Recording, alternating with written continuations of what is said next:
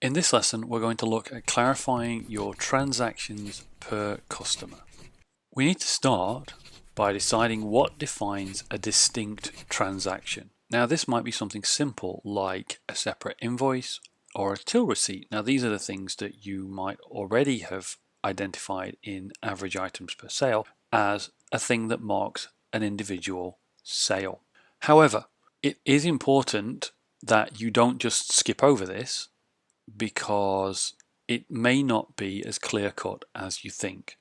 If you have a very transactional business, then it may be very simple. It may be a till receipt, it may be an invoice.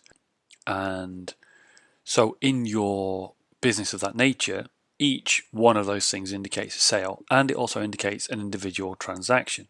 However, your business may be periodical, and in that case, each period is classed as a transaction, or could be classed as a transaction, even if it is prepaid on one invoice. Now, this is where it gets tricky, and you'll need to work this one out and decide what makes the most sense for you. In the case of it being a one-off transactional type business, then if you're duplicating your definition of a sale, that's okay. But if you do have this complexity where you might be selling a number of months of access to a service, for example, we would recommend that you look at keeping each one of those months as a transaction. So if you sell 12 months, you've actually sold 12 transactions.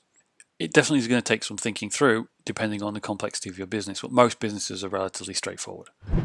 Your mini exercise for this lesson then is to define what a transaction means in your business. And as with the other levers, make a note in your 7 levers canvas, write down the definition, and possibly it might be that you write it in terms of the sale that was from items per sale, or it might be another metric. You may need to write some more detail about maybe the time period that, for example, it's a monthly transaction or whatever that might be. So the details of what a transaction is in your business.